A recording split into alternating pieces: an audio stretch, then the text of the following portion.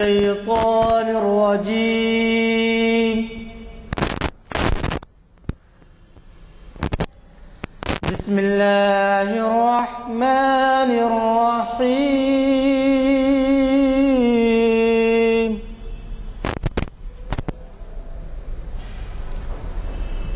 قل أعوذ برب الفلق من شر ما خلق ومن شر غاسق إذا وقب قل أعوذ برب الفلق من شر ما خلق ومن غاسق إذا وقب ومن شر النفاثات في العقد ومن شر حاسد إذا حسد. صدق الله العظيم.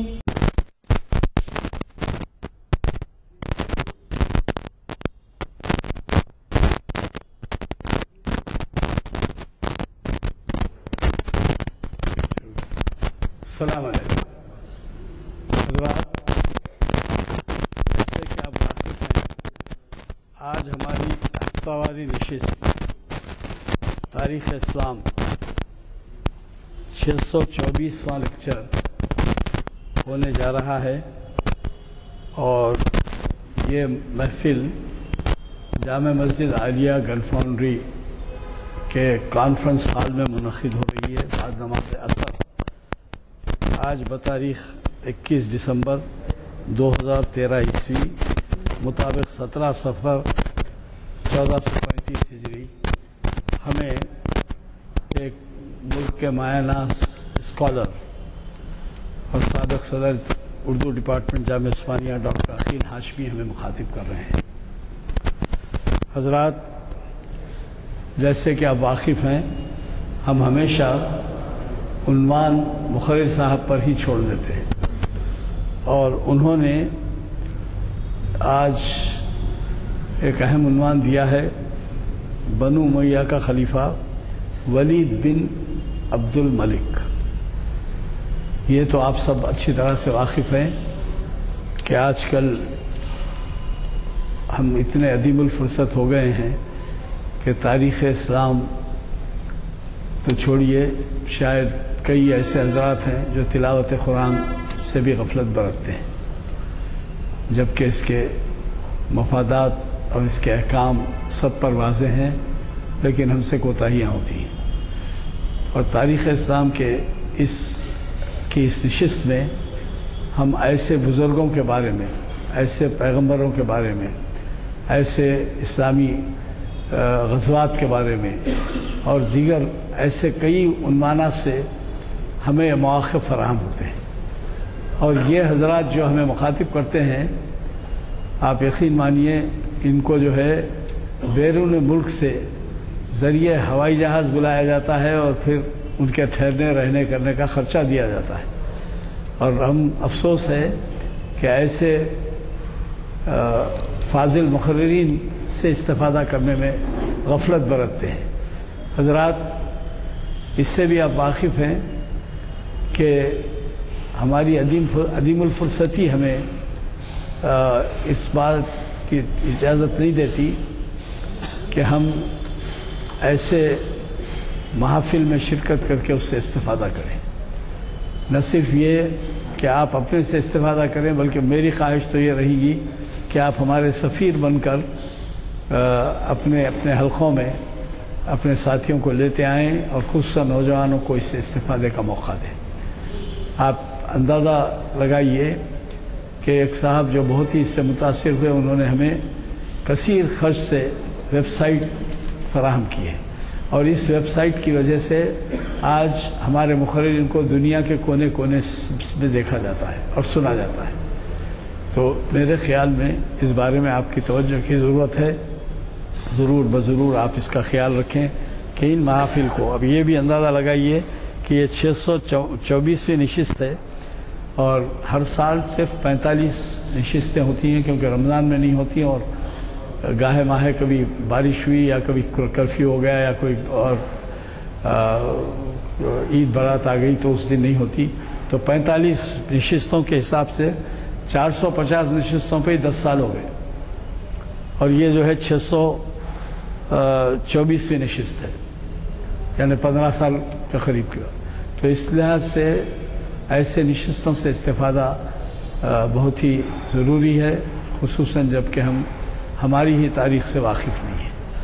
میں اس اعلان کے بعد صرف اتنا ہی آپ سے کہنا چاہوں گا کہ پیر کے دن بھی عقل کافی ہے انسانیت کی رہنمائی کے لیے کہ عنوان سے جناب اقبال احمد انجینئر شریعت انفارمیشن سروس کی 518ویں نشست کو مخاطب کر رہے ہیں. اور پھر اس کے بعد اقبال شناسی کی محفل میں، وہ تو شریعت انفارمیشن کی 518ویں نشست ہے، اور اگلا اقبالیات کا لیکچر بہت ہی بڑے فاضل اقبالیات کے اسکالر سے ہو رہا ہے، جو پروفیسر خواجہ ناصر الدین، اور یہ غیر معمولی شہرت رکھتے ہیں اقبالیات پر. ان کا عنوان ہے فکر اقبال، سوز فکر و سوز آرزو. یہ 4 شنبے کے دن 739ویں نشست ہے. یہ ہمارے ان محافل کا آغاز اقبالیات سے شروع ہوا تھا، اور اس سے یہ اندازہ لگائیے کہ وہ کتنا عرصہ ان محافل کو ہو چکا. میں آپ سے گزارش کرتا ہوں کہ وہ شاہ نشین پر تشریف لائیں اور ہمیں مخاطب کریں. اعوذ باللہ من الشیطان الرجیم، بسم اللہ الرحمن الرحیم. لقد كان لكم في رسول الله أسوة حسنة. صدق الله العظيم. وفي مقام آخر إن الله وملائكته يصلون على النبي يا أيها الذين آمنوا صلوا عليه وسلموا تسليما. اللهم صل على سيدنا مولانا محمد وعلى آله وسلم. بزرگوں دوستوں، تاریخ اسلام کا یہ لیکچر بعنوان ولید بن عبد الملک بنو امیہ کے خلیفہ سے متعلق ہے. بنو امیہ کی خلافت یا حکومت یا اقتدار کو سمجھنے سے پہلے، یا کم از کم ولید بن عبد الملک کے واقعات کی سماعت سے پہلے، میں سمجھتا ہوں کہ پس منظر کے طور پر وہ باتیں آپ کی خدمت میں رکھوں جس سے یہ بات آپ کے سامنے واضح ہو کہ خلافت راشدہ کے بعد بنی امیہ کس طرح اقتدار پر آئیں اور انہوں نے اپنی حکومت کو کس طرح وسیع کیا. اصل بات تاریخی اعتبار سے اگر سوچیں سمجھیں اور تاریخ پڑھیں تو یہ اندازہ ہوگا کہ اسلامی تاریخ کا آغاز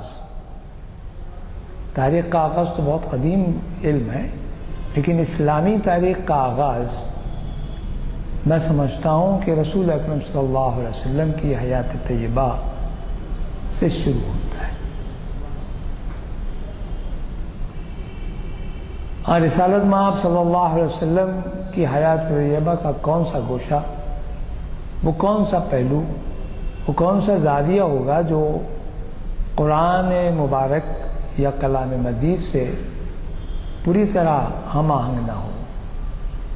بالفاظ دیگر، قرآن ہمارے سامنے ایک ایسا منشور ہے جو حیات انسانی کے لیے، اس کو گزارنے کے لیے ایک مینار نور کی حیثیت رکھتا ہے، جبکہ رسالت مآب صلی اللہ علیہ وسلم کی ساری زندگی قرآن ہی قرآن ہے. ابھی میں نے جس آیت کا آپ کے سامنے تلاوت کی، لقد کان لکم فی رسول اللہ اسوۃ حسنہ، کہ پروردگار عالم نے رسول اکرم صلی اللہ علیہ وسلم کی اس مبارکہ کو ایک رول ماڈل بنا دیا ہے. جیسے ہمارے پاس طالب علموں کو ہم سمجھانے کے لیے کہتے ہیں کہ ایک نظری علم ہوتا ہے اور ایک عملی علم ہوتا ہے. نظریات کو قائم کرنا اپنی جگہ اچھا ہے، لیکن اس پر عمل آوری کا کرنا کس قدر دشوار اور کس قدر اہم ہے وہ عمل کرنے کے بعد ہی اس کا اندازہ ہوتا ہے. چنانچہ اسلام کا جو نظریہ ہے، نظریہ حیات ہے، وہ سب پر آشکارا ہوگا، لیکن اس کو دیکھنے سمجھنے کے لیے رسول اکرم صلی اللہ علیہ وسلم کی حیات طیبہ کا جاننا، پڑھنا اور سمجھنا ضروری ہے. میں تفصیلات میں نہیں جاؤں گا کیونکہ وقت بڑا کم ہوتا ہے اور مجھے اپنے موضوع سے بات کرنا ہے.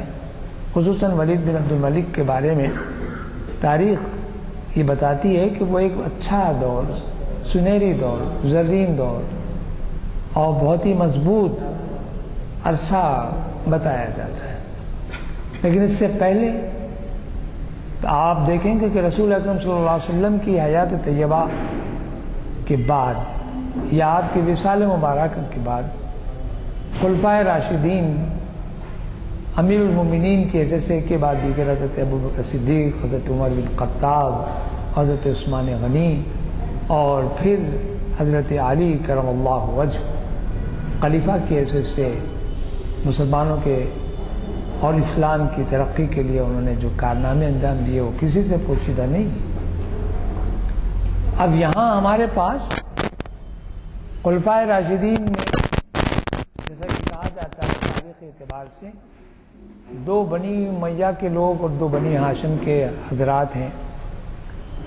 تاریخ پڑھیں تو آپ کو اندازہ ہوگا کہ ہمارے پاس عرب کا جو علاقہ ہے وہ قبائل کا زمانہ، قبائل کا علاقہ ہے جہاں اسلام سے پہلے آویزش ہوتی تھی، باضابطہ ان کے درمیان کچھ تو خون ہوتا، دشمنیاں ہوتی، برسا برس کی دشمنیاں ان میں جائز.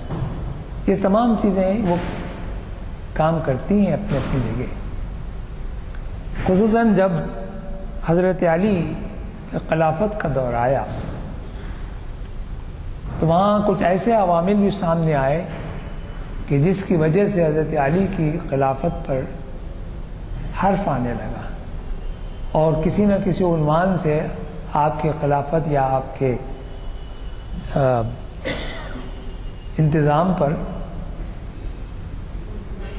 یہ سمجھیے کہ اعتراض ہونے لگا کسی رخ سے، کسی پہلو سے. اور بڑا یہ نازک دور ہے تاریخ بیان کرنے والے کے لیے بھی اور شاید سننے والے کے لیے بھی. حضرت امیر معاویہ ایک ایسی شخصیت ہے جو حضرت علی کے مقابل میں انہوں نے اس بات کا ادعا کیا کہ وہ بھی اس کے حقدار ہیں خلافت کے.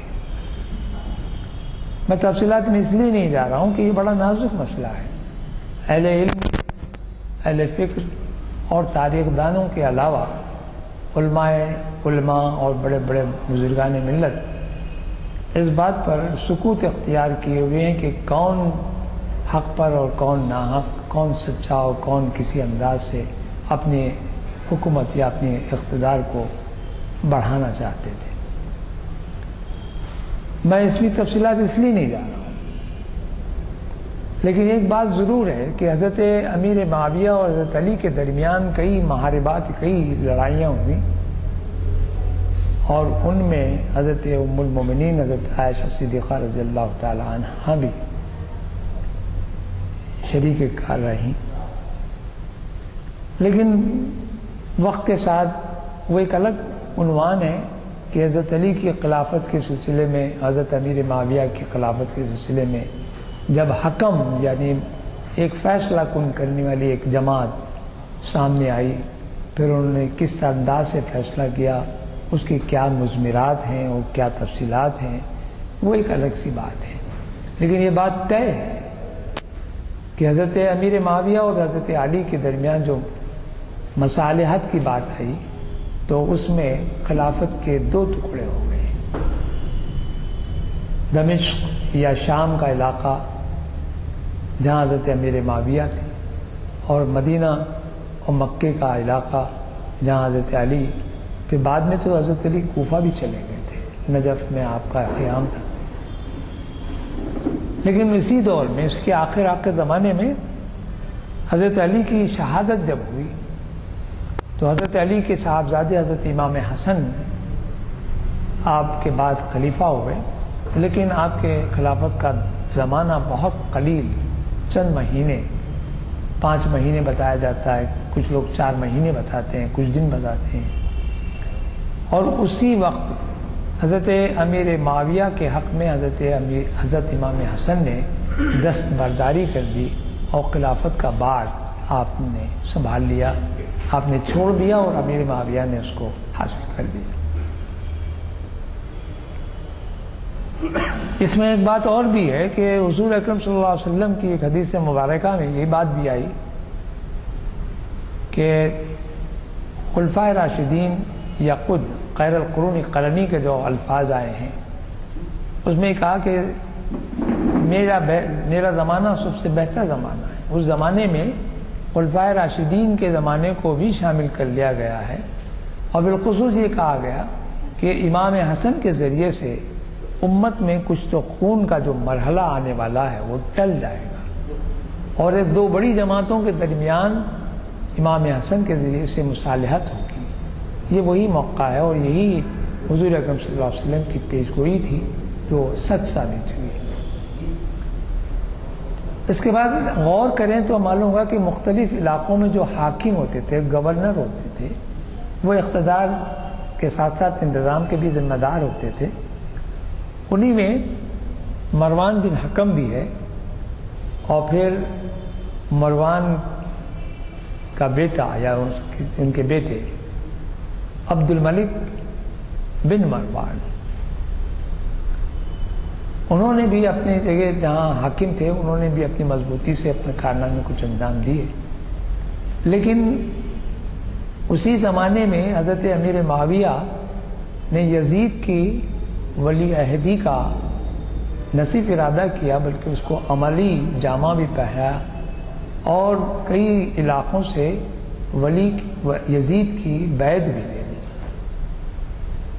صرف 2 یا 3 شخص بلکہ 4 شخصیتیں ایسی ہیں جن کے بارے میں کہا جاتا ہے کہ ان حضرات نے یزید کی بیعت سے اختلاف کیا، اور جن میں حضرت امام حسین، عبداللہ ابن زبیر، عبداللہ ابن عباس اور ایک بزرگ ہیں۔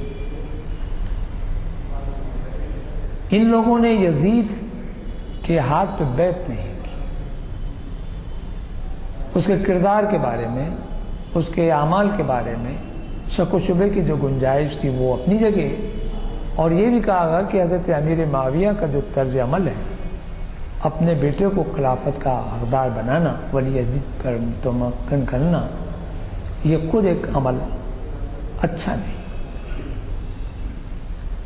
لیکن عجیب بات ہے کہ حضرت امیر معاویہ جہاں اس طرح کی بات کرتے ہیں، حضرت امیر معاویہ کے زمانے میں اقتدار، اسلامی اقتدار جو ہے مضبوط ہوتا گیا، اور حضرت معاویہ کی شخصیت وہ ہے جنہوں نے پہلی مرتبہ بری بیڑا، جنگی بیڑے کے ساتھ ساتھ بحری بیڑا بنانے کی بھی آپ نے کوشش کی۔ یہ اس لیے میں آپ کو بتا رہا ہوں کہ یہ ایک ماحول بنتا ہے خلافت کے اپنے بدلنے کا۔ یہاں آپ غور کریں تو معلوم ہے کہ امیر معاویہ کے انتقال کے بعد یزید جب خلیفہ ہوتا ہے تو اس کا ولی طرز عمل یہ ہوتا ہے کہ وہ کسی صورت سے ان حضرات کو بھی مائل کرنا چاہتا ہے جو اس کی بیعت کے مقابل، خاص طور پر حضرت عبداللہ ابن زبیر اور حضرت امام حسین کے بارے میں اس نے بڑی سختی کے ساتھ اس بات کی طرف اشارہ کیا کہ ان دونوں حضرات سے بیعت لے اور ان کو حکومت کا اطاعت گزار بنائے، یا امیر المومنین کے تحت کام کرنے والا، یا اس کی رعایا میں شامل کرے۔ جیسا کہ ابھی میں نے کہا کہ یزید کا جو کردار ہے، یزید کا جو مقام ہے، یزید کا جو انداز ہے، وہ اس انداز سے بہت ہی مختلف الفی ہے، بہت ہی اختلافات ہیں کہ اس کے بارے میں کہا ہے کہ وہ فاسق فاجر تھا اور اس کا کوئی کردار نہیں تھا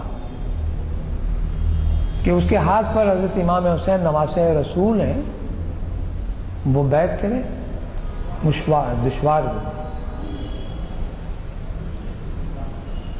ان دونوں حضرات نے اس سے اختلاف کیا، نتیجہ آپ کے سامنے ہے، تاریخ ہم کو بتاتی ہے کہ عبداللہ ابن زبیر بھی حضرت امام حسین کے کربلا کے سانحے کے بعد پریشان کیے گئے، ان کو بھی شہادت نصیب ہوئی، اور حضرت امام حسین کے ساتھ تاریخ کا وہ غیر معمولی ایک عظیم سانحہ ہمارے سامنے آیا جس کا نام کربلا ہے۔ کربلا کے واقعے کے بعد یزید زیادہ دن زندہ نہیں رہا، لیکن یزید کے مرنے کے بعد اس کا بیٹا خالد وہ حکمراں ہوا۔ اب آپ غور کیجئے کہ اب خلافت میں مشاورت یا باہمی مشورہ یا استصواب عامہ جسے کہتے ہیں، ووٹنگ یا رائے فراہم کی جائے اور ان کو خلیفہ چنا جائے عوامی انداز میں، اس کا انداز ہمارے سامنے نہیں آ رہا ہے۔ معلوم یہ ہوا کہ یزید اپنے باپ کا جانشین بنا اور یزید کا بیٹا یزید کا جانشین بنا۔ ایسے میں عبداللہ ابن زبیر بھی کھڑے ہوئے، تو بس یزید کے بیٹے نے بھی کوشش کی کہ بہرحال بنو امیہ کی جو حکومت جو حضرت امیر معاویہ کے ذریعے سے سامنے آئی تھی اس کو استحکام مل جائے۔ اسی دور میں، اسی کے زمانے میں بات آگے بڑھتی رہی، لیکن خالد بھی زیادہ دنوں تک اقتدار پر نہیں رہا۔ ایسے میں عبد الملک بن مروان نے محسوس کیا کہ جب مرکز کمزور ہے تو وہ اپنی طاقت کا اظہار کرے، اور پھر اس نے کسی نہ کسی حیثیت سے اپنے آپ کو خلیفہ بنانے کی کوشش کی اور کامیاب ہوا۔ عبد الملک بن مروان کے بعد اس کا بیٹا ولید بن عبد الملک، یہ جو میرا موضوع ہے، دیکھیے بیٹا ہی چل رہا ہے۔ اب عبد الملک بن مروان گزر گیا، لیکن ولید بن عبد الملک کا جو زمانہ ہے بنو امیہ کے خاندان کے لوگوں کے لیے وہ بہت اہم دور ہے، اس لیے کہ عبد الملک بن مروان تک ایک ہنگامہ خیزی ہے سارے علاقے میں، ایک بے چینی ہے۔ ادھر نواسہ رسول کی شہادت ہے، عبداللہ ابن زبیر کی شہادت ہے، مصعب ابن عمیر زبیر کی بھی شہادت، ان کے جو بھائی تھے ان کی بھی شہادت ہوگی۔ کہنے کو بہت آسانی سے شہادت ہم یا قتل و خون کا معاملہ عرض کر رہے ہیں، لیکن دیکھا جائے تو آپ کو اندازہ ہوگا کہ ایک بھاری جمعیت فوج جو دونوں طرفین سے مسلمان ہیں، کلمہ گو ہیں، رسول اکرم صلی اللہ علیہ وسلم کو رسول ماننے والے ہیں، لیکن اس کے باوجود ان کے اندر ان کا انداز حکومت یا اقتدار کا حاصل کرنا بعنوان خلافت، بات ہمارے سمجھ میں نہیں آتی، لیکن تاریخ ہم کو یہ بتاتی ہے کہ یہ ایک ایسا واقعہ ہے جو تاریخ سے کسی زمانے میں بھی محو نہیں ہو سکتا، بلایا نہیں جا سکتا۔ لیکن ولید بن عبد الملک کا جب دور آیا تو وہ کسی قدر پرامن رہا، پرامن ان معنوں میں ہوا کہ یہ جو آپس میں جو رسہ کشی تھی وہ کسی حد تک ختم ہو گئی۔ اب اقتدار ان کے ہاتھ میں تھا، لیکن بیرونی ممالک میں، یہودیوں میں، نصرانیوں میں، دیگر علاقوں میں اسلام جو پھیل رہا ہے اس کی مخالفتیں ہو رہی ہیں، تو باہر سے بھی دشمنیاں سامنے آ رہی ہیں۔ جو داخلی دشمنیاں یا داخلی رسہ کشی تھی وہ کسی حد تک فروغ ہو گئی، اور ایک اقتدار، ایک حاکم برسر اقتدار رہا۔ اس سلسلے میں خاص طور پر ایک نام آپ کو یاد رکھنا ہے، اور وہ نام ہے حجاج ابن یوسف کا۔ عبد الملک بن مروان کا یہ بہت معتمد تھا، سپاہی تھا، بڑا سخت گیر تھا، مزاج کا سخت گیر تھا، اصول کا سخت گیر تھا، بلکہ تاریخ میں اس کے بارے میں کہا جاتا ہے کہ وہ اس نے بلا وجہ سے ہزاروں مسلمانوں کو اس نے قتل کر دیا، لیکن سختی اور سخت گیری کی وجہ سے اس نے اپنے آپ کو ایسا مضبوط بنا لیا تھا کہ اس کے خلاف کسی بھی انداز سے کوئی کھڑا ہونا گوارا نہیں کرتا۔ چنانچہ عبد الملک بن مروان نے مرتے وقت اپنے بیٹے ولید کو کہا کہ تم ضرورتاً ہی نہیں، مشاورت ہی نہیں، بلکہ کسی بھی حیثیت سے حجاج ابن یوسف کے اقتدار اور اس کے اختیارات کو کم مت کرو، اس سے مشاورت کرتے رہو اور اس کے مشورے سے، اس کی رہنمائی اور آپسی گفتگو سے اپنے انتظام کو، انصرام کو جاری رکھو۔ کہ اپنے بیٹے کو اس نے ہدایت کی، اور یہ وہی شخص ہے حجاج ابن یوسف جو تاریخ میں جابر، ظالم اور کیا کیا کچھ، بلکہ کہنے والے نے تاریخ میں کہیں میں نے پڑھا کہ کہا گیا کہ خلافت راشدہ میں حضرت عمر رضی اللہ تعالی عنہ نے جو اصلاحات کی اور جس انداز سے آپ نے حکومت اور جس انداز سے آپ نے اسلام کی تبلیغ اور اس کی اشاعت کے سلسلے میں کام کیا، بہت سارے آپ کے سامنے جو پروجیکٹس تھے، کئی امور آپ کے سامنے تھے، ان کو صحیح معنی میں اگر عمل آوری کی طرف کسی نے قدم اٹھایا اور عملاً اس نے کام کیا، وہ شخص ہے حجاج ابن یوسف۔ اب بتائیے کتنی بڑی اہمیت ہے۔ ولید ابن عبد الملک نے حجاج کے اختیارات اور اس کے اقتدار کو، جو مشرق کا پورا علاقہ اس کے اقتدار میں تھا، اس کے ہاتھ میں رہنے دیا اور اس سے مشاورت کی۔ حجاج ابن یوسف نے ولید بن عبد الملک کا ساتھ دیا، اور اس ساتھ دینے کی وجہ سے ولید بن عبد الملک کا زمانہ بھی زرین دور تاریخ کے اعتبار سے کہلایا، اور پھر ہم دیکھتے ہیں کہ تاریخ کے اعتبار سے بنو امیہ کی حکومت مشرق سے نکل کر مغربی علاقوں میں پہنچی، اور روم تک پہنچی، مصر اور شام تک پہنچی، لیکن اس پہنچانے میں جہاں حجاج ابن یوسف کا کام ہے، وہیں اس کے سپہ سالاروں کا بھی کام ہے۔ حجاج ابن یوسف نے بہت ہی تجربہ کار جنرلز اور بہادر سپاہیوں کو، جو اپنے مقام و مرتبے کے ساتھ بہت بلند و بالا حیثیت رکھتے تھے، جن میں 3 نام آپ کو یاد رکھنا ہے، تاریخ میں ان 3 کے نام بہت ہی وضاحت کے ساتھ لکھے گئے ہیں۔ ایک قتیبہ بن مسلم، دوسرا موسیٰ بن نصیر، اور تیسرا محمد بن قاسم۔ یہ 3 سپہ سالار ہیں اس کے۔ اس کو حجاج نے اقتدار بھی دیا، حاکم بنایا علاقوں کا، اور پھر ان کے سامنے وسعت سلطنت کے ساتھ ساتھ اسلام کی ترویج اور ترقی کے لیے بھی اس نے کام کرنے کی ہدایت دی۔ اگر غور کیا جائے تو معلوم ہوگا کہ ولید بن عبد الملک کا پورا دور ان تینوں سپہ سالاروں کی فتوحات ہی پر مبنی ہے، منحصر ہے۔ یہ اور بات ہے کہ ولید بن عبد الملک نے کئی اصلاحات بھی کی، دفاع عام کے بھی کام کیے، تعمیر اور توسیع کے بھی کام کیے، عمارات کی بھی کام کیے، میں آپ کو بتاؤں گا۔ لیکن سب سے پہلے میں یہ عرض کرنا چاہتا ہوں کہ حجاج ابن یوسف نے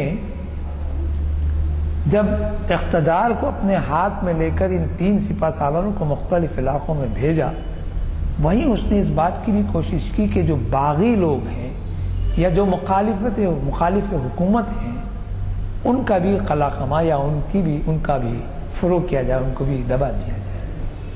جن میں آپ کو 2-3 چیزیں آپ کو ذہن میں آپ کے ڈالنا چاہتا ہوں کہ حضرت امام حسین کے قاتل جو بڑے آزادانہ انداز میں پھر رہے تھے، ایک شخص کھڑا ہوا جس کا نام ہے مختار بن مسعود ثقفی۔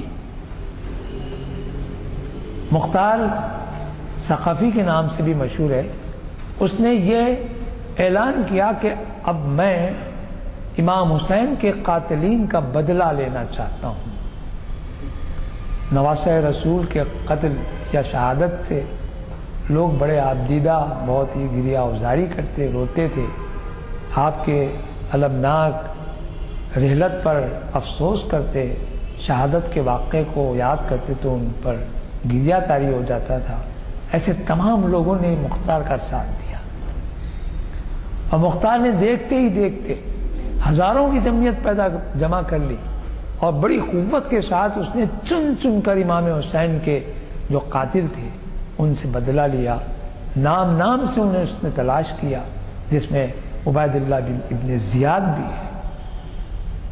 یہ عبید اللہ ابن زیاد آپ کو معلوم ہے کوفے کا گورنر تھا، جس نے حضرت امام حسین کے خلاف نہ صرف فوج بھیجی بلکہ شمر کے ذریعے سے آپ سے جنگ کروائی، اور اسی جنگ کے نتیجے میں حضرت امام حسین کی شہادت بھی عمل میں آئی۔ اور ابن زیاد چاہتا تھا کہ کچھ اور اس کو ترقیاں بھی ملے، لیکن مختار نے اس کا موقع نہیں دیا۔ تاریخ پڑھیے تو آپ کو معلوم ہوگا کہ حضرت امام حسین کے قاتلین کا بدلہ لینے میں مختار ثقفی کا بڑا رول ہے، زبردست۔ لیکن عجیب بات یہ ہے کہ جب اقتدار سے آدمی اپنے آپ کو سمجھیے کہ غیر معمولی طور پر غرور اور تکبر کا شکار ہو جاتا ہے تو قدرت کچھ اور اس کا انتظام کرتی ہے۔ چنانچہ مختار ثقفی نے ایک منزل پہ آ کر یہ کہا کہ ایک رات اس نے دوسرے دن صبح میں اعلان کر دیا کہ رات میرے خواب میں حضرت علی کرم اللہ وجہ تشریف لائے، اور مجھے اس بات کی انہوں نے اجازت دی کہ میں ان کا نائب کہلاؤں۔ یہ عجیب اتفاق ہے کہ اسی زمانے میں کسی شخص کے پاس، کہتے ہیں کسی یہودی کے پاس حضرت علی کی ایک کرسی تھی، اس کو پتہ چلا کہ یہ کرسی اس شخص کے پاس ہے، اس نے اس کو حاصل کیا۔ وہ تفصیل ہے بڑی، آپ کو میں یوں ہی بتا دے رہا ہوں۔ اس کرسی کو اس نے نمونتاً سامنے رکھا، یہ حضرت علی کی کرسی ہے، اور اس کرسی کی دہائی دے کر وہ اپنے آپ کو حضرت علی کا نائب مقرر کر لیا، اور خود امام حسین کے قاتلوں کا بدلہ لینے لگا۔ اب امام حسین کے قاتل جتنے تھے وہ تو ایک کے بعد دیگرے ختم ہو گئے، لیکن اس بیچ میں وہ اپنے آپ کو نہ صرف نائب حضرت علی کہنے لگا بلکہ اس کے ذہن میں یہ بات آ لگی کہ اب میں خلافت کا بھی حقدار ہوں۔ اب بتائیے کیا ہوگا؟ معلوم پھر اس میں کئی نام آتے ہیں، یزید بن محتب آیا، اور پھر اس کے بعد یہ مختار کا بھی قتل ہو گیا۔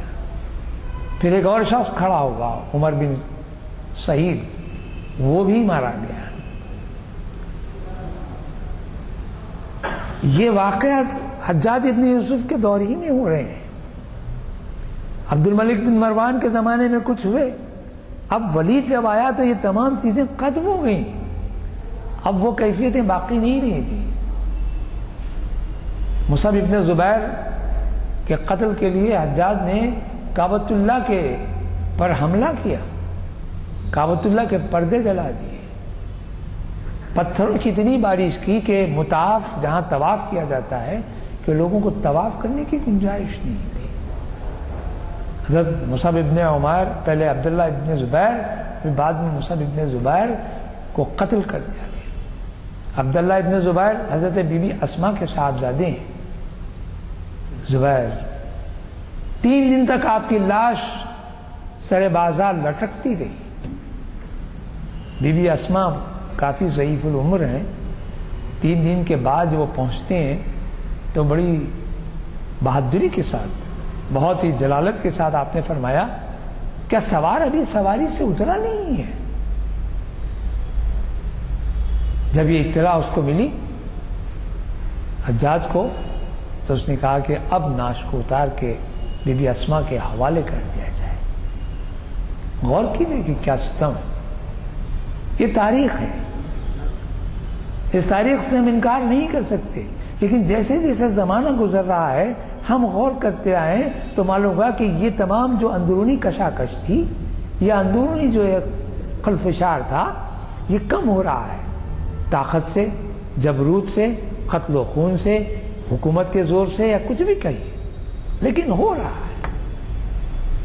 ولید جب آیا، حجاج زندہ ہے، حجاج نے اپنے مقرر کردہ 3 سپہ سالاروں کو بھجوا دیا، جس میں قتیبہ بن مسلم اور موسیٰ بن نصیر اور محمد بن قاسم۔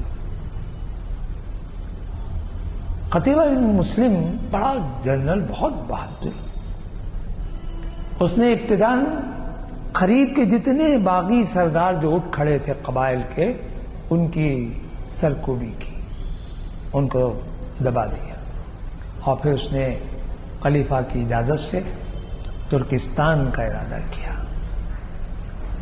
ترکستان کو فتح کرنے کے لیے کہاں سے؟ دمشق ترکستان جا رہا ہے۔ اس کے بعد اس نے سمرقند کی طرف اشارہ، اپنا رخ بدلا۔ ترکستان میں زیادہ مزاحمت نہیں ہوئی، لیکن سمرقند میں اس زمانے میں بت پرستی بہت زیادہ تھی، بلکہ بت پرستی کا اتنا زور تھا کہ ان کے پاس ایک روایت عام طور پر بیان کی جاتی کہ اگر کوئی ہمارے بتوں کو گزن یا تکلیف یا نقصان پہنچائے تو وہ شخص کبھی سرسبز و شاداب نہیں رہ سکتا، وہ کبھی اچھے حالات سے گزر نہیں سکتا، بلکہ ہمارے بت جو ہمارے خدا ہیں اس کا بدلہ لے لیں گے اور وہ تباہ ہو جائے گا۔ سمر چلیے صاحب، قتیبہ بن مسلم نے کہا کہ چلیے اس وہم کو بھی توڑ دیتے ہیں۔ وہم کا بت بہت بڑا ہوتا ہے، جس کو عام طور پہ ہم شک کہتے ہیں۔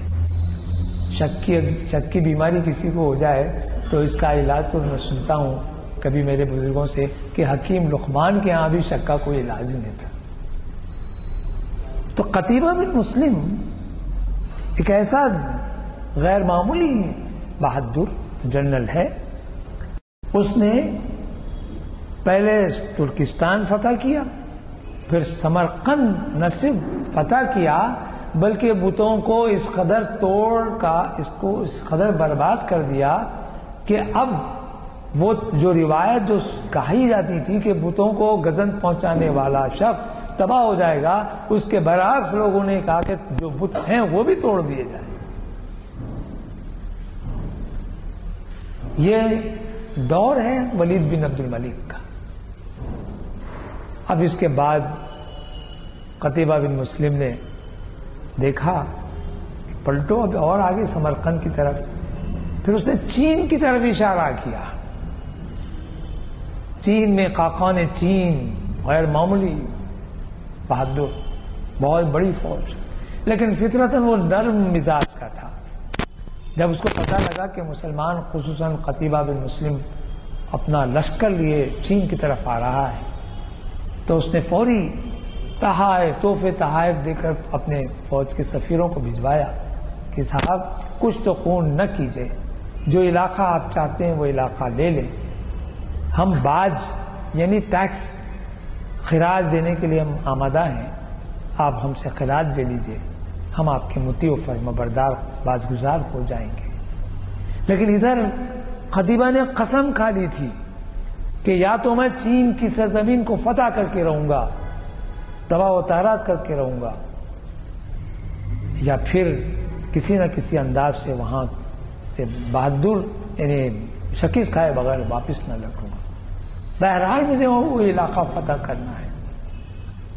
تو یہ کہانیاں بھی کبھی کبھی بن جاتی ہیں تاریخ میں۔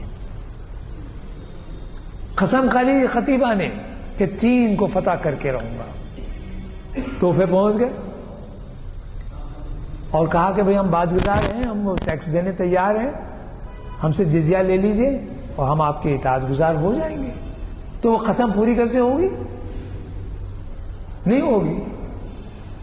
بڑی کشمکش میں تھا قتیبہ، تو لوگوں نے مشورہ دیا کہ دیکھیے ایسا کریں، آپ یہ تحفے طوائف قبول کر لیں اور ہماری قوم سے ہم ٹیکس دینے پہ آمادہ کر دیں گے ان کو، لیکن اب آپ جو سرزمین چین کو فتح کرنے کی جو قسم کھائے ہوئے ہیں اس کو بھی پورا کرنا ہے، تو کیسے پورا کریں گے؟ تاریخ میں خصوصاً تاریخ ملت میں شاید اس کی طرف اشارہ ہے کہ ایک بوری یعنی تھیلا مٹی کا لایا گیا بھر کے اور سر دربار خطیبہ کے سامنے رکھ دیا گیا، کہا کہ یہ تحفے تحائف تو آپ نے قبول کر لیے، اب مٹی کو جو تباہ و برباد و پامال کرنے کا جو آپ کا قسم کرنا ہے، اس مٹی کو آپ پامال کر دیجئے۔ پامال کرنا پاؤں سے رگڑ دینا ہے، پھیلا دینا اس اندر صحیح معنی میں۔ اس نے کہا کہ چلیے یہ بات بھی میری قسم پوری کرنے کے لیے گوارا ہے، چنانچہ اس تھیلا بھر مٹی کو پامال کر دیا گیا۔ یہ قتیبہ بن مسلم ہے، ایک سپہ سالار ہے، یہ ایک طرف جا رہا ہے، اب دوسری طرف کا عالم یہ جس کا نام ہے اندلس یا اسپین کا علاقہ ہے، ہماری مغرب کا علاقہ قریب قریب جاتا ہے، جہاں مسلمانوں نے قریب 700 برس حکومت کی، لیکن افسوس سے کہنا پڑتا ہے کہ شاید آج وہاں مسلمان نہ ہونے کے برابر ہیں، بلکہ بعضوں نے یہ تو کہا ہے کہ وہاں مسجدیں بھی نظر نہیں آئیں گی، مسلمان بھی نظر نہیں آئیں گے، لیکن ان کی تاریخ، اسلامی تاریخ کے جو نمونے وہاں ہیں، خرطبہ کی مسجد جو ہے جس پر اقبال نے وہاں مسجد میں جا کر انہوں نے اذان دی، نماز پڑھی، الحمرہ جیسا محل موجود ہے، عبد الرحمن الداخل کا مضمون، اقبال نے 2-3 نظمیں اس بارے میں خرطبہ لکھی، عبد الرحمن الداخل کی مسجد، وہ بویا ہوا کھجور کا درخت، اس میں ان کا اشارہ ہے، اس میں نظم ہے۔ اس کی فتح کا بھی عجیب معاملہ ہے، موسیٰ بن نصیر بہت بڑا سپہ سالار ہے، تمام دیگر علاقوں کو فتح کرتے ہوئے جب آ رہا ہے تو اندلس کی فتح اس کے سامنے درپیش تھی، ادھر حجاج نے اس کو حکم دیا کہ اندلس کو فتح کیے بغیر تم واپس نہ ہو، تو اس نے اپنے ایک غلام زادے کو، دیکھیے غلام، میں سے پہلے بھی شاید کسی لیکچر میں بتا چکا آپ کو کہ ہمارے پاس جو غلامانہ طرز زندگی تھا، اسلام نے اس کی طرف بہت ہی نفیس اور اعلیٰ درجے کے خیالات رکھتے ہوئے غلاموں سے ان کے خدمات کا استفادہ کیا، اور نہ صرف بلکہ ان کو وقار اور تمکنت سے بھی دوچار کیا۔ کیا حضرت بلال کا نام آپ کو یاد نہیں ہے؟ اسامہ بن زید کا نام یاد نہیں ہے؟ جی کتنے ہی ایسے رسول اکرم صلی اللہ علیہ وسلم کے غلام تھے کہ جو آج ہمارے آقا ہیں۔ غور کر کے دیکھیں تو صحابی رسول کا مرتبہ مقام کیا، اور پھر آگے چلیے تو آپ کو معلوم ہے خود ہندوستان میں خاندان غلامان نے کتنے برسوں تک حکومت کی، شمس الدین التمش، ناصر الدین محمود، غیاث الدین بلبن، خود قطب الدین ایبک جس نے دلی سلطنت کو قائم کیا، غلام تھا محمد غوری کا، لیکن کیسا غلام تھا کہ فراست میں، بہادری میں، اپنی دانائی اور شجاعت میں غیر معمولی تھے کہ سردار یا آقا مشورہ کرتا تھا اپنے غلاموں سے۔ کیا محمود و ایاز کا آپ کو واقعہ نہیں معلوم؟ محمود بادشاہ ہے اور ایاز ان کے غلام ہیں، جی خیر وہ ایک الگ بات ہے۔ موسیٰ بن نصیر کے غلام، نام یاد رکھیے، طارق ابن زیاد۔ طارق ابن زیاد جب اندلس کی حالات معلوم کرنے کے لیے اس نے طارق ابن زیاد کو محض 4 کشتیاں اور صرف چند سپاہی دے کر اس نے معلومات حاصل کرنے کے لیے اندلس کے ساحل پر بھیجا۔ آج جہاں جبل الطارق، جبل کہتے ہیں پہاڑ کو، طارق نام ہے، جبل الطارق جو نام پڑا اس پہاڑ اس چٹان کے کنارے پہ پڑا جہاں اندلس کا یہ بہادر سپہ سالار طارق ابن زیاد نے اپنی کشتیاں وہاں ساحل سے لگائی تھی۔ معلومات حاصل کرنے کے بعد واپس گیا اور محض 7 یا 8 ہزار کی فوج لے کر، دیکھیے تاریخ کا ایک عجیب و غریب واقعہ ہے، عظیم واقعہ ہے، یہ ہم کو یاد رکھنا ہے کہ مومن ہو تو بے تیغ بھی لڑتا ہے، سپاہی کا جو معاملہ ہے وہ یہ بات آتا ہے۔ اندلس کے کنارے پر پہنچ کر طارق ابن زیاد نے تمام سپاہی جب کنارے پر ساحل پر اتر گئے تو اس نے حکم دیا کہ یہ جو کشتیوں سے آپ ساحل انداز ہوئے ہیں، ساحل پر اتر گئے ہیں، ان کشتیوں کو جلا دیجیے۔ کئی سپاہی دوڑ پڑے، انہوں نے کہا کہ یہ کیا کر رہے ہو سردار آپ؟ اگر ہم کو شکست ہو جائے یا ہم کو واپس جانے کا مرحلہ آ جائے اور لوٹنا پڑے تو ہماری کشتیاں جل گئی تو ہم جائیں گے کہاں سے؟ طارق نے تقریر کی اور بڑے انداز سے اس نے بات کہی کہ میں نے یہ قسم کھائی ہے، میں نے یہ ارادہ کیا ہے کہ اس سرزمین پر یا تو اسلامی حکومت قائم ہوگی یا پھر اسی سرزمین پر ہماری قبریں بنیں گی، یا ہم زندہ رہیں گے ایک فاتح کی حیثیت سے، ایک حکمراں کی حیثیت سے، ایک اقتدار کے حاکم کی حیثیت سے، لیکن اگر ہم کو یہ موقع نہ ملے تو ہماری زندگی کا آخری لمحہ بھی، ہمارے خون کا آخری قطرہ بھی اس سرزمین پر مل جائے گا، ہماری قبر بھی یہاں بنے گی۔ ذرا غور کیجیے کیا ارادہ ہے اور کیا مصمم ارادہ ہے۔ نتیجہ یہ ہوا کہ آج جس کو جبرالٹر کا نام دیا جاتا ہے یہ وہی جبل الطارق ہے۔ جبل الطارق وہ چٹان یا وہ پہاڑ کے کنارے جہاں کی کشتیاں لنگر انداز ہوئی تھیں، طارق اپنی فوجوں کے ساتھ اترا، نصیب اترا، اس نے بڑی بہادری کے ساتھ، جانفشانی کے ساتھ ایک خونریز لڑائی کے بعد، کیونکہ 7-8 ہزار فوج ہے اور ادھر غنیم کیا دشمن کی کتنی فوج ہوگی، ان سب کو یا تو زیر کرنا یا تو کاٹنا یا پھر ان پر اپنی طاقت کا لوہا منوانا۔ جب موسیٰ بن نصیر کو یہ اطلاع ملی کہ اندلس فتح ہو گیا تو اس نے اپنے غلام کو، طارق بن زیاد کو نہایت بہت ہی اہتمام کے ساتھ، عزت و توقیر کے ساتھ یاد کیا۔ ایک غلام زیادہ ہے، تفصیلات اندلس کی بات اور بھی ہے، کیونکہ ابھی معاملہ ولید بن عبد الملک کے پاس آنا ہے، صرف اگر ہم 2 سپہ سالاروں میں اپنا وقت نکالتے ہیں تو یہ دیا۔ اب ایک تیسرا سپہ سالار بھی آپ کے ذہن میں ہونا چاہیے، وہ محمد بن قاسم۔ یہ حجاج ابن یوسف کا بھتیجا بھی ہے اور حجاج ابن یوسف کا داماد بھی ہے، جس نے سندھ پر، ہندوستان کا علاقہ سندھ پر اس نے نہ صرف چڑھائی کی بلکہ سندھ کو فتح کیا، اور فتح کرنے کے بعد اس نے ملتان کے علاقے تک اپنی فتوحات کو جاری رکھا۔ لیکن سندھ میں پہنچنے کا ایک انداز اس کا ایک عجیب ہے۔ کہتے ہیں کہ عرب جو تاجر تھے وہ ساحل سمندر ہند پر بحیر عرب آتے تھے۔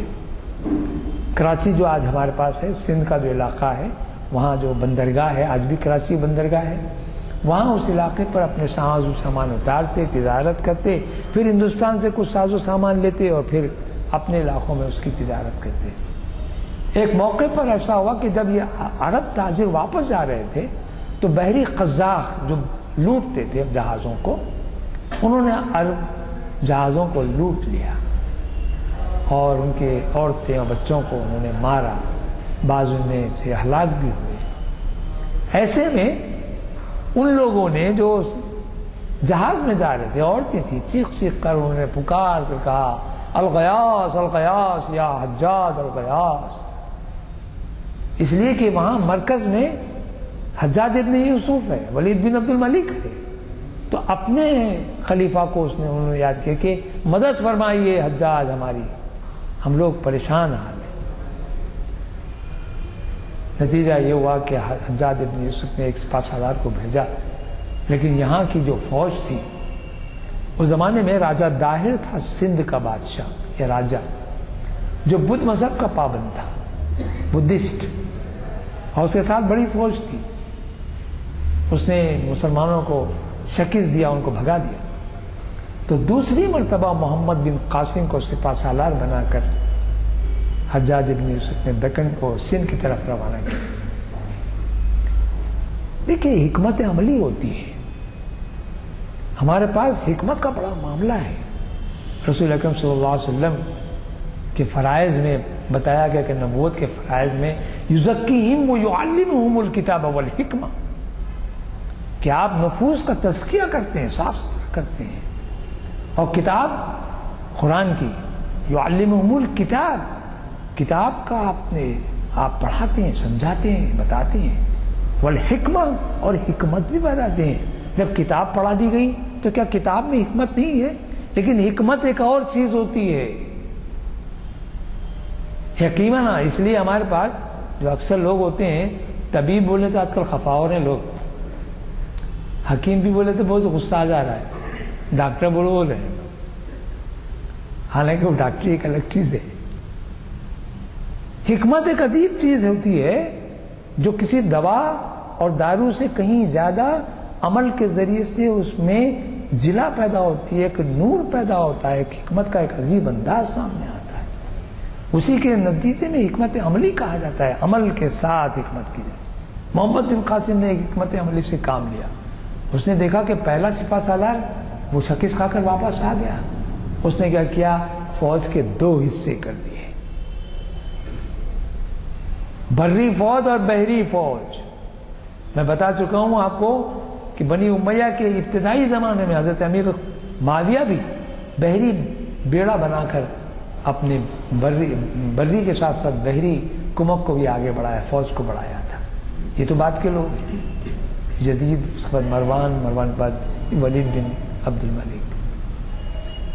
محمد بن قاسم نے کچھ فوج کو سمندر کے راستے سے سوار اور بہت ہی تیر انداز اور غیر معمولی، اور بر کے زمین کے ذریعے سے اس نے توپ اور دیگر اسلحہ ادھر سے بھجوا دیا، اور بیک وقت 2 طرف سے حملہ سندھ پر راجہ داہر پہ ہوا. بڑی گھمسان کی لڑائی جسے کہتے ہیں آپ، بڑی لڑائی ہوئی.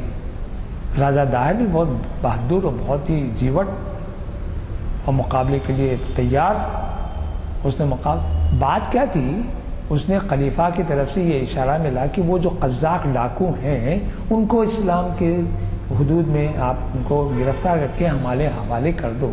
آج بھی ہوتا ہے، کہیں ہمارا کوئی مجرم باہر وغیرہ ہو تو ہماری حکومت اس کو طلب کرتی ہے، طریقہ بھی وہی ہے. لیکن وہ اس نے کہا کہ نہیں، میں نہیں دوں گا ان کو. نتیجہ یہ کہ یہ پسپائی، یہ مہم سامنے آئی. نتیجہ ہے کہ محمد بن قاسم نے غیر معمولی طور پر بہادری کا مظاہرہ کیا اور راجہ داہر اس جنگ میں مارا گیا.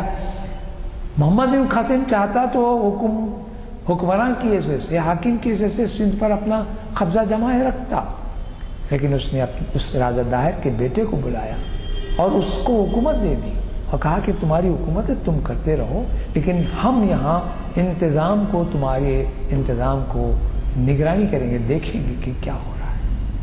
اس کے اخلاق و آداب کا اور اسلامی کردار کا وہ مظاہرہ تھا کہ جب ملتان کی فتح کے بعد اور ادھر ولید بن عبد الملک کے مرنے کے بعد سلیمان بن عبد الملک جب بادشاہ ہوا یا خلیفہ ہوا تو اس نے موسیٰ بن نصیر کو، طارق بن زیاد کو، قتیبہ بن مسلم کو، محمد بن قاسم کو مروا دیا. محمد بن قاسم کو کہا کہ گرفتار کر کے آپ بھیج دیجئے دمشق کو. سپہ سالار چاہتا تو سندھ بہت دور ہے، خود مختاری کا اعلان کر سکتا تھا، لیکن اطاعت گزاری کا عالم یہ ہے کہ وہ بندھے ٹکے خلیفہ کے حضور میں موجود ہے. اور جس وقت سندھ سے محمد بن قاسم جا رہا ہے تو سارا سندھ رو رہا ہے. غور کیجئے، یہ اسلامی کردار کا مظاہرہ ہے. ہم یہ سمجھتے ہیں کہ صرف جنگ ہی جنگ ہے، جنگ نہیں ہے، جنگ نہیں ہے. یہ حفاظت خود اختیاری ہے، مظلوموں کی مدد کرنا ہے. محمد بن قاسم جب یہ فتوحات چلے تو ظاہر ہے حکومت کا انتظام بھی دور دور تک پہنچا۔ اب آپ تھوڑی دیر کے لیے ان جنگوں کو بھول جائیے، اب محمد بن قاسم یا موسیٰ بن نصیر، قتیبہ بن مسلم کو چھوڑ کر حجاج ابن یوسف کو ذرا قریب کیجئے اور ولید بن عبد الملک کے بارے میں غور کیجئے تو معلوم ہوگا کہ ولید بن عبد الملک ایسا بادشاہ یا ایسا خلیفہ ہے جس نے سب سے پہلے معذوروں اپاہجوں کے لیے اس نے وظیفے مقرر کیے، جس کو آگے جانے کے بعد حضرت عمر بن عبدالعزیز نے بڑے پیمانے پر اس کو وسعت دی، رفاع عام کے کام کیے۔ تعلیم و تربیت کا عالم یہ تھا کہ بچوں کے لیے اس نے ہاسٹل جسے کہتے ہیں ہمارے پاس آج، رہائش کا انتظام، کھانے پینے کا، ان کی تربیت کا، ساخت و پرداخت کا، ان سب کا خیال رکھا گیا طالب علموں کے لیے۔ ولید بن عبد الملک ہے، ایک ادھر جنگی میدان میں اپنے جوہر دکھانے کے اس کو موقع مل رہے ہیں اور ادھر رفاع عام کے کام میں لگے ہوئے ہیں۔ رفاع عام کے ساتھ ساتھ اس نے ایک بہت بڑا کام کیا، اس نے ایک کام، ایک بات علمی انداز تھا، حجاج ابن یوسف کے ذریعے سے سامنے آیا وہ کام۔ حضرت وقت اذان ہو رہی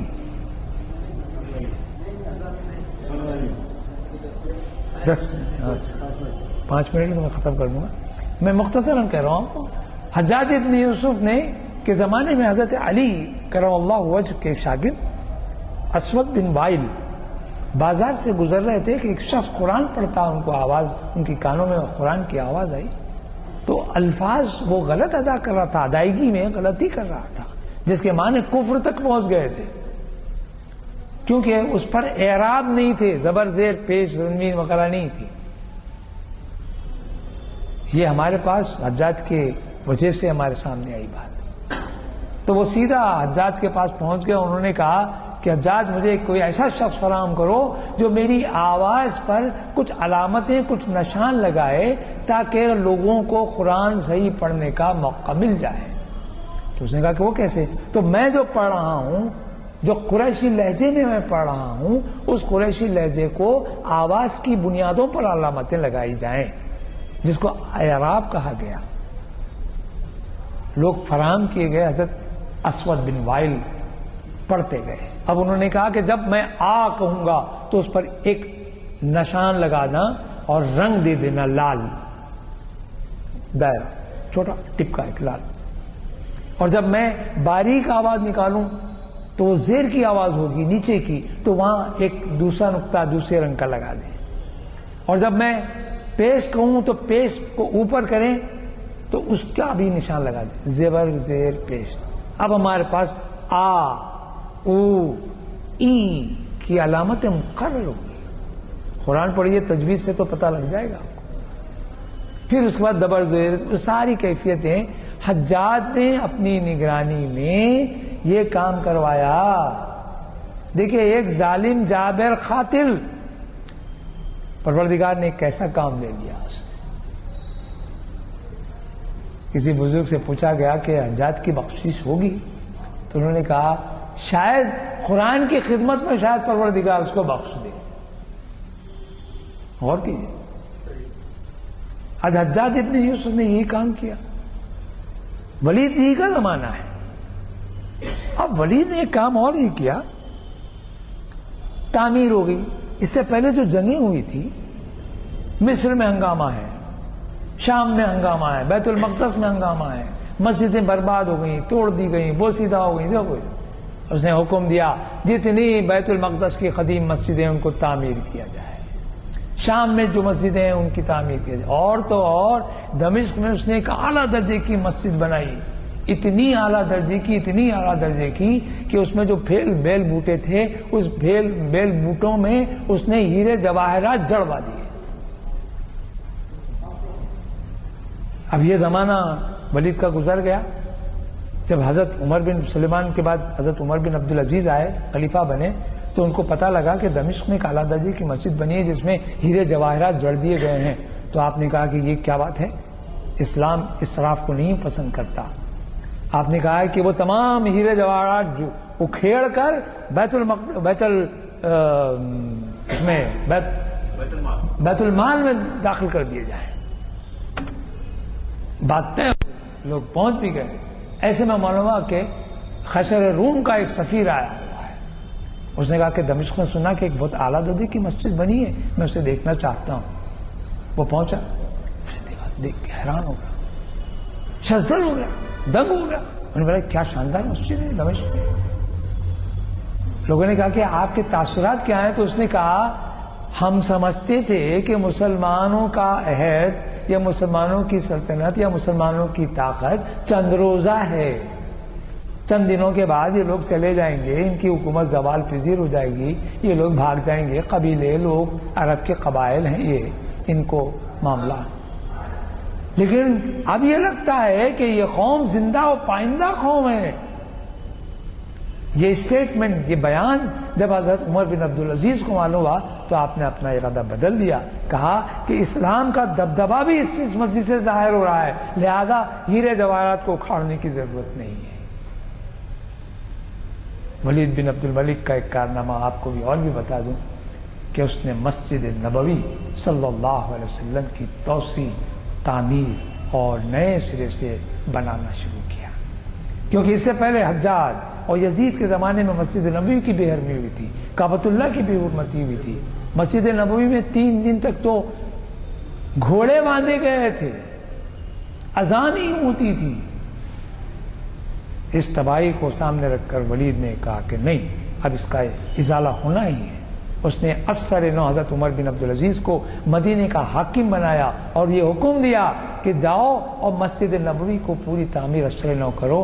اس میں حضرت عمر بن عبدالعزیز نے جو امہات المؤمنین کے حجرے تھے اس کو اس میں شامل کر لیا، سوائے حضرت بی بی عائشہ صدیقہ رضی اللہ تعالیٰ عنہ کا حجرہ کہ جس میں رسول اکرم صلی اللہ علیہ وسلم کا مزار اقدس ہے. وہ آج بھی ہمارے لیے باعث عزت و باعث توقیر، باعث عظمت ہے کہ رسول اکرم صلی اللہ علیہ وسلم کا مرقد مبارک وہاں ہے. اس ایک حجرے کو چھوڑ کر تمام پوری کی پوری مسجد کی توسیع ولید بن عبد الملک کے زمانے میں عمر بن عبدالعزیز کی نگرانی میں ہوئی. اور ولید اس مسجد کو پہنچ کے دیکھتا ہے، خوش ہوتا ہے اور کہتا ہے کہ مجھے بے انتہا مسرت ہے کہ رسول اکرم صلی اللہ علیہ وسلم کی مسجد آج اثر نو تعمیر ہو گئی ہے. یہ ولید بن عبد الملک. دیکھیے صاحب، تاریخ پڑھیے، تاریخ پڑھیں تو معلوم ہوگا کہ ہمارے آبا و اجداد نے جہاں جو جو کام کیے تھے ان کاموں میں اس امور کو بھی داخلہ ملے گا. ان کی یہ تاریخ ہے ہماری، یہ قصہ کہانیاں نہیں ہیں، یہ جو گزری ہیں اسی کی داستان ہے. ولید بن عبد الملک کا زمانہ واقعہ یہ ہے. اس کے بعد پھر آپ دیکھیں گے سلیمان بن عبد الملک آیا، جس نے ابھی میں نے کہا کہ تینوں سپہ سالاروں کو اس نے قتل کروا دیا. پھر اس کے مرنے کے بعد عمر بن عبدالعزیز خلیفہ ہوئے، جن کے بارے میں تاریخ ہم کو بتاتی ہے کہ خلفائے راشدین میں 4 خلیفہ ہیں. اگر 5ویں خلیفے کی بھی کوئی گنجائش ہوتی اور کہا جاتا تو عمر بن عبدالعزیز کو 5واں خلیفہ راشد کہا جا سکتا تھا. بہرحال میں سمجھتا ہوں کہ میرے اس موضوع پر جہاں تک ممکن ہو میں نے بات آپ کے سامنے رکھی. وصلی اللہ تعالی علی خیر خلقہ محمد وآلہ وصحبہ اجمعین برحمتک یا ارحم الراحمین والحمد للہ رب العالمین.